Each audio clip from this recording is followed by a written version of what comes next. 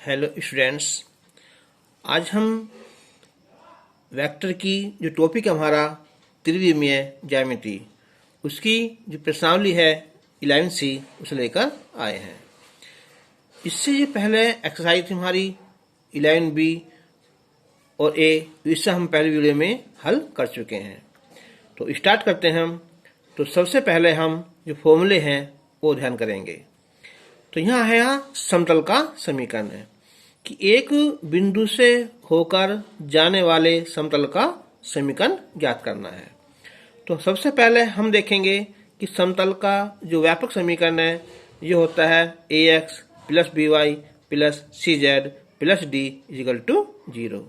ये x अक्ष है, ये y अक्ष है और ये z अक्ष है। अगर ये समतल बिंदु x1, y1 और z1 से होकर जाता है तब क्या होगा? तो हम x जगह x1, ये y1 और ये c z1 प्लस d बराबर 0। अब हम समीकरण एक में से 2 घटा देंगे। ax में से ax1 a कॉमन हो जाएगा तो x माइनस x1, ऐसे ही b y माइनस y1 और plus c z minus z1 equal to 0। तो ये एक बिंदु से, बिंदु कौन सा? x1, y1 और z1 से होकर जाने वाले समतल का समीकरण बन जाएगा। अगर हम इस समीकरण का ही अंतःखंड रूप के समीकरण के रूप में सोल्व करेंगे तो ये होगा हमारा x बटे a प्लस y बटे b प्लस z बटे c बराबर 1। a क्या है? x अक्ष पर कटे अंतःखंड की माप है और जो b है वो y अक्ष पर कटे अंतःखंड की माप है। जो c है वो z अक्ष पर कटे अंतःखंड की माप है। अब हम स्टार्ट करते हैं क्वेश्चन नंबर फर्स्ट कि बिंदु A है 0, -1, B है यहाँ 4, 5 और 1 और C है यहाँ 3, 9, 4। तो से होकर जाने वाले समतल का समीकरण ज्ञात करना है। तो हम लिखेंगे पहले हम समतल का समीकरण कि माना समतल का समीकरण।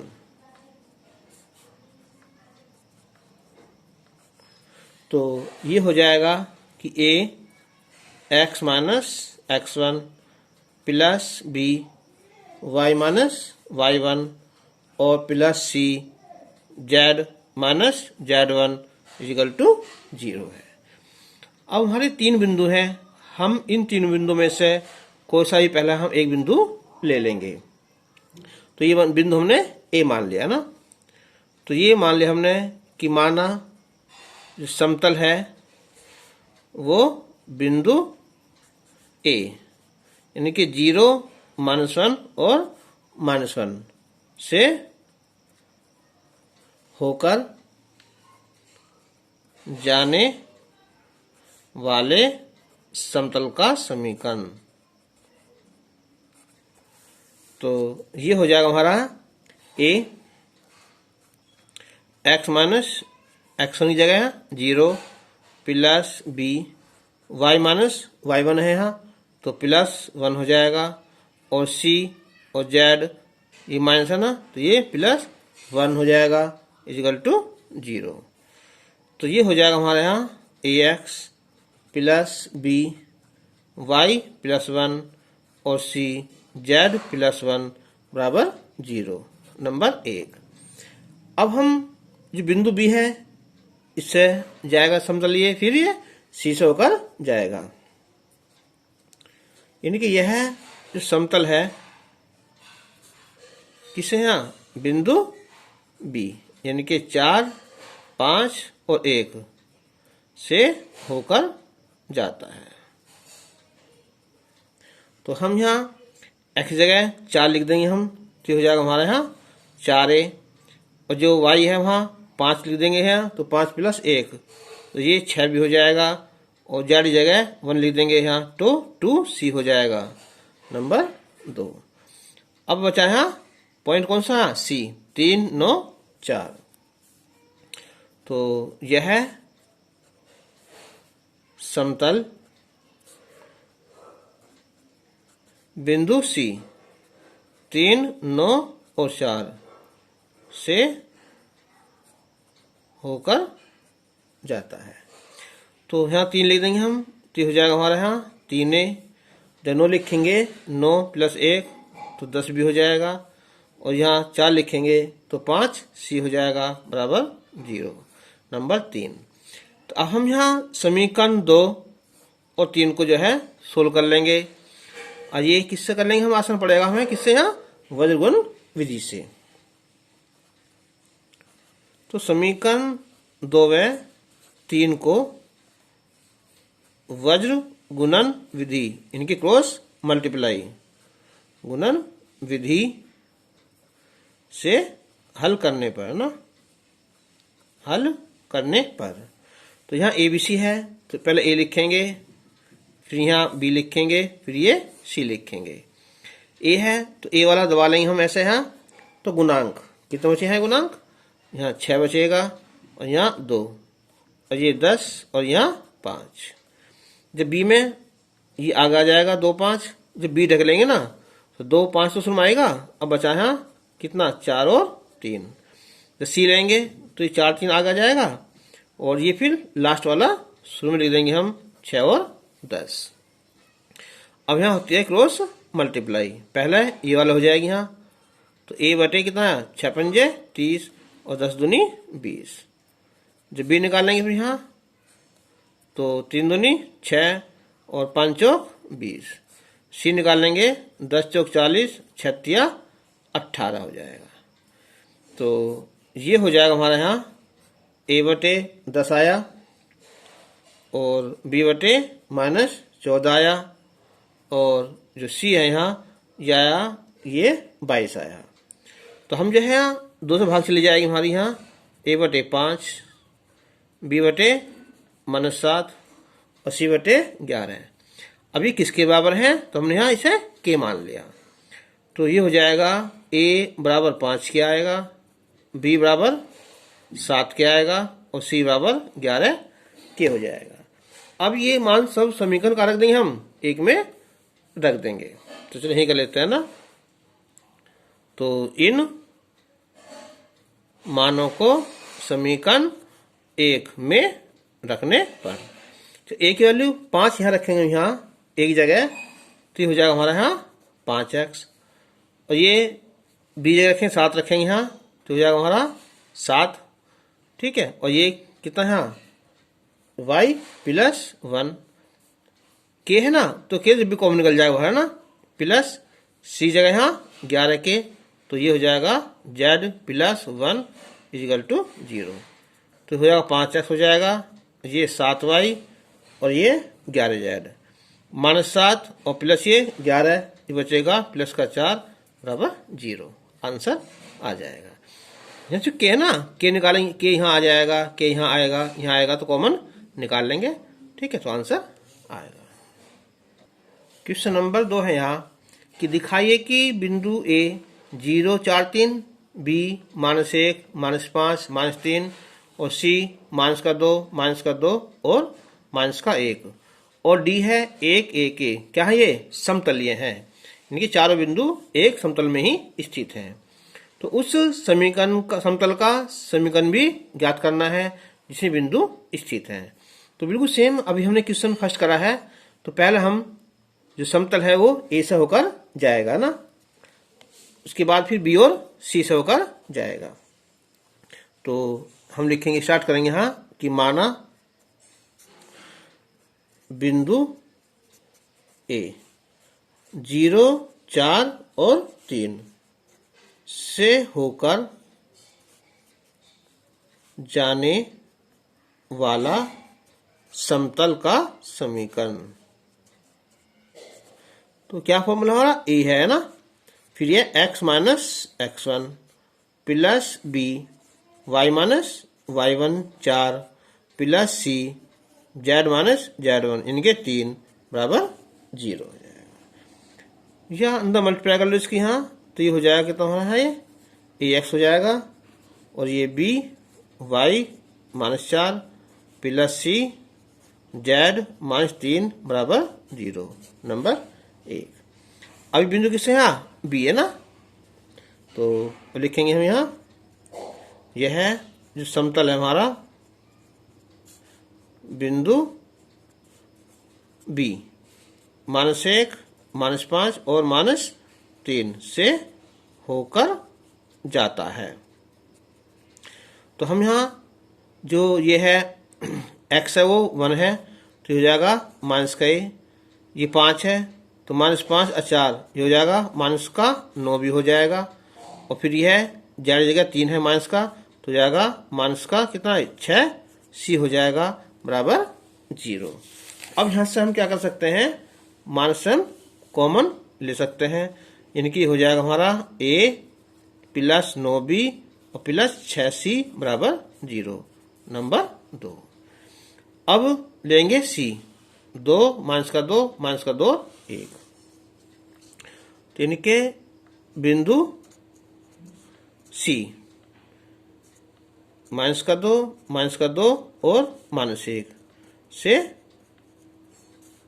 होकर जाता है। क्या लिखेंगे हम, समतल है ना, इनके यह है किससे, बिंदु सी से होकर जाता है। अब लिखेंगे -2 तो हो जाएगा -2c हो जाएगा, और प्लस b तो है ही, यहाँ लिखेंगे -2 तो हो जाएगा -6 हो जाएगा, और ये c ये लिखेंगे हम -1 तो -4 हो जाएगा। तो ये बन जाएगा हमारा यहाँ ये माइनस से भाग करें यहाँ भी, यहाँ तो 2c ओ a तो 2a होगा, और ये प्लस का बल्कि दोनों भाग कर दो ना एक साथ ही, तो a बचा, यहाँ कितना हो जाएगा 3b बचा, और यहाँ प्लस का 2c बचा बराबर 0, नंबर 3। अब हम समीकरण 2 और 3 को जो है ना वज्र गुणन विधि से हल करेंगे। तो यहाँ लिखेंगे हम समीकरण 2 व 3 को वज्र गुणन विधि से हल करने पर, तो लिखेंगे पहले हम यहाँ ए लिखेंगे, यहाँ फिर बी लिखेंगे, फिर यहाँ सी लिख देंगे। तो ए लिखेंगे हम यहाँ, ये बचा गुणांक 9 और 6, 9 और 6, यहाँ बचेगा ये 3 और 2, 3 और 2।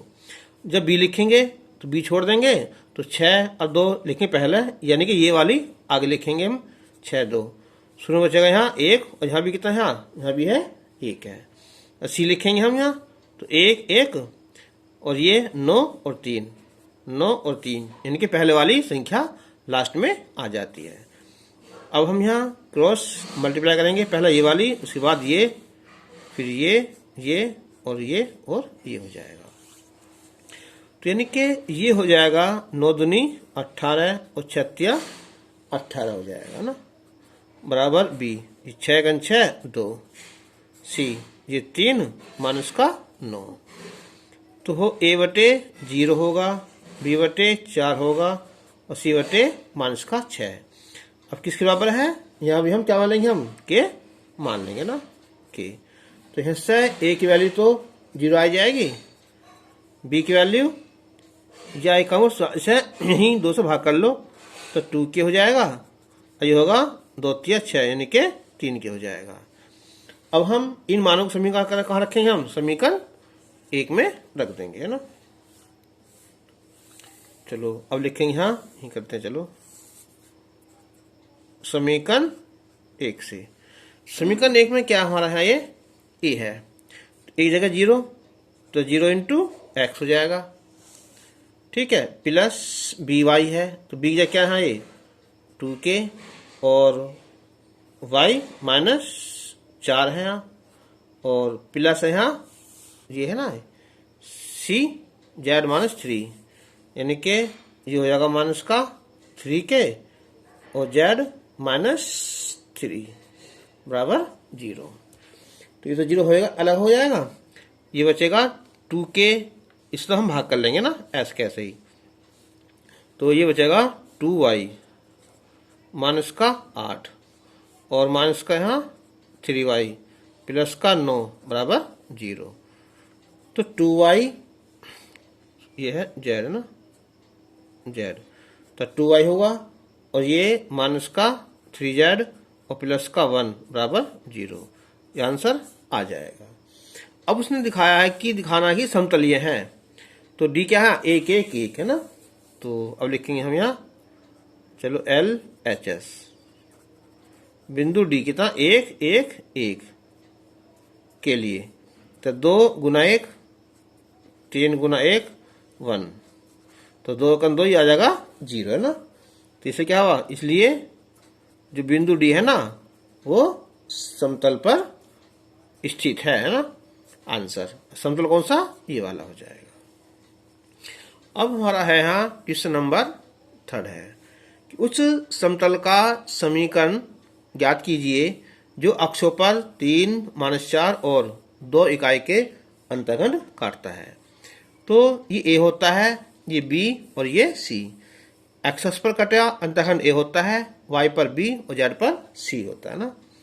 यानी कि हम लिखेंगे ए की वैल्यू तो 3 हो जाएगी, बी की वैल्यू -4 और सी की वैल्यू 2 हो जाएगी। तो समतल का समीकरण, समतल का समीकरण हैगा एक्स बटे ए होता है, वाई बटे बी होता है और जेड बटे सी होता है बराबर 1 होता है। तो एक्स बटे ए यानी कि 3 होगा, प्लस वाई बटे बी -4 हो गया और जेड बटे सी यानी कि 2 हो गया बराबर 1। अब हम इसे ले सकते हैं एलसीएम, कितना यहाँ 12। तो 3 चौक 12, 4 आया, 4 तिया 12, 3 वाई आया, 2 सिक्का 12 1। तो हो जाएगा 4x - 3y प्लस 6z बराबर 12। इसका आंसर आ जाएगा। क्वेश्चन नंबर 4 है यहाँ कि समतल के समीकरण 2x - 4y प्लस 3z बराबर 24 को अंतःखंड के रूप में परिवर्तित करना है और अक्षों से कटे अंतःखंड भी ज्ञात करना है। तो क्या होता है हमारा अंतःखंड रूप समीकरण, x बटे प्लस वाई बटे बी प्लस जेड बटे सी बराबर 1। तो स्टार्ट करते हैं हम यहाँ समतल का समीकरण। समतल का समीकरण ये हमारा 2x - 4y प्लस 3z बराबर 24। तो क्या आता है 1, तो 1 कब आएगा, जब हम 24 से डिवाइड कर देंगे बटे 24, और ये 4y बटे 24 और प्लस 3z बटे 24 बराबर 24 बटे 24। तो ये हो जाएगा हमारा x बटे 12, यहाँ प्लस ले लेंगे हम, 4 सिंह 24 आ जाएगा यहाँ, और 3 अट्ठे 24 बराबर 1। इसका आंसर आ जाएगा। अब बुझलाना है अक्षों पर कटे अंतखंड माप, तो कौन कौन से हो गए ये, यानी कि अक्षों पर कटे अंतखंड की माप, यानी कि ए की वैल्यू 12 हो जाएगी यहाँ, बी की 6 हो जाएगी और सी की यहाँ 8 हो जाएगी। आंसर आ जाएगा। अब है एक क्वेश्चन नंबर 5 कि एक समतल निर्देशांकों को क्रमशः कहाँ ए, बी और सी बिंदु पर काटता है। तो त्रिभुज एबीसी का केंद्र रखा है यहाँ 2, -3, 4 और समतल का समीकरण हमें ज्ञात करना है। अब जब यहाँ ए बी सी कहाँ अक्षों पर बिंदु है, तो हमने ये मान लिया कि जो हमारा ये एक्स अक्ष है, ये वाई है और ये जेड है। तो एक्स अक्ष है उस पर ये अंतखंड ए काट रहा है, वाई पर बी काट रहा है और जेड पर सी काट रहा है। तो जो ए बिंदु है ना वो हो जाएगा ए 0 0 हो जाएगा, जो बी है वहाँ 0 बी 0 हो जाएगा और जो सी है वो 0 0 सी हो जाएगा। तो क्या होता है समतल समीकरण एक्स बटे प्लस वाई बटे बी प्लस जेड बटे सी बराबर 1। तो स्टार्ट करता हूँ इसे यहाँ। तो माना समतल का समीकरण कितना एक्स बटे ए प्लस वाई बटे बी प्लस जेड बटे सी बराबर 1, ये है यहाँ। अब यहाँ एक्स अक्ष पर ना, तो लिखेंगे यहाँ कि समतल एक्स अक्ष को किस पर है, बिंदु ए, यानी कि ए 0 0 पर, और y अक्ष को बिंदु बी 0 बी और 0 पर, और जो z अक्ष है, हाँ z अक्ष को बिंदु सी 0 0 सी पर काटता है। तो त्रिभुज ए बी सी का जो हमारा क्या है, केंद्रक है, क्या होता है हमारा x1 plus x2 plus x3 बटे 3, इनके a प्लस 0 प्लस 0 बटे 3, ये 0 प्लस b प्लस 0 बटे 3, 0 प्लस 0 प्लस c बटे 3। तो यानी कि ये बिंदु हो जाएगा हमारा a बटे 3, b बटे 3 और ये c बटे 3 होगा ना। उसने खुद रखा है केंद्र कितना हमारा 2 -3 -4 ना, यानी के प्रश्नानुसार a बटे 3, b बटे 3 और c बटे 3, ये हमारा 2 -3 और 4 है। तो a हो जाएगा 6 हो जाएगा, b की वैल्यू 9 हो जाएगी और c की वैल्यू यहाँ 4 तिया 12 हो जाएगी। तो इसलिए समतल का समीकरण हो जाएगा हमारा x बटे ए प्लस y बटे बी प्लस z बटे सी बराबर 1, या इनका 6 9 12 का लघुत्तम ले लेंगे हम, 36 आ जाएगा ना। तो 6 संग 36 हो जाएगा और ये 9 चौक 36 और ये 12 तिया 36 बराबर 36 हो जाएगा, आंसर हो जाएगा। क्वेश्चन नंबर 6 है यहाँ कि उस समतल का समीकरण ज्ञात करो जो 1 2 3 से होकर जाता है तथा अक्षों से समान अंतःखंड काटता है।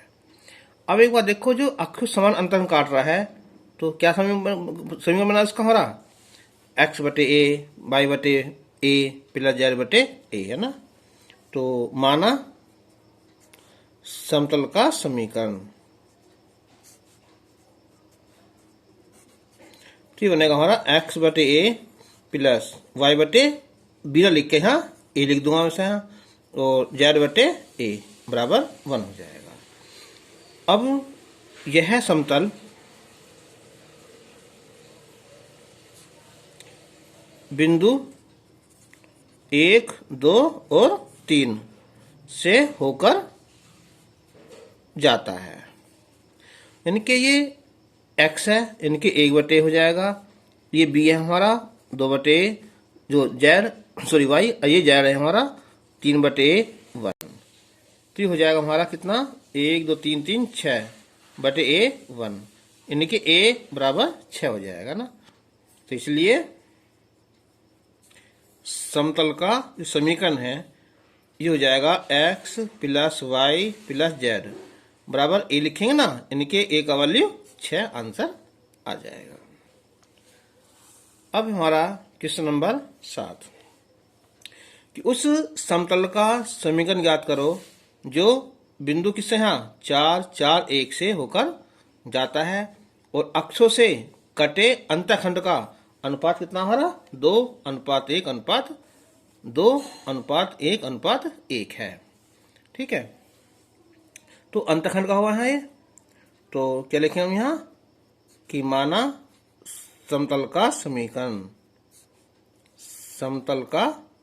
समीकरण कितना हमारा x बटे y बटे b और z बटे c बराबर 1 है। अब उसने दिया है अंतःखंडों का जो अनुपात है ना, यानी कि दिया है उसने कि a अनुपात b अनुपात c बराबर है 2:1:1। तो हम ये मान लेंगे कि a कितना मानेंगे यहाँ 2 के, और जो b है वो k हो जाएगा और c है वो भी यहाँ k हो जाएगा। तो इसलिए क्या वहाँ x बटे 2 के प्लस y बटे k हो जाएगा और प्लस z बटे k 1। और ये किससे हो जाता है हमारा 4 4 1 से हो जाता है ना। इनके यह है जो समतल है किस यहाँ बिंदु 4, 4 और 1 से होकर जाता है। तो यहाँ लिखेंगे हम कितना हुआ 4/2 के, ये 4/के और ये 1/k1। तो ये हो जाएगा 2 दूनी 4, तो 2 और 4 6 और 1 7, तो 7/k बराबर 1 हो जाएगा। इनके k बराबर ये 7 आ जाएगा। तो इसलिए समानांतर समीकरण 1 मान लेंगे हमसे।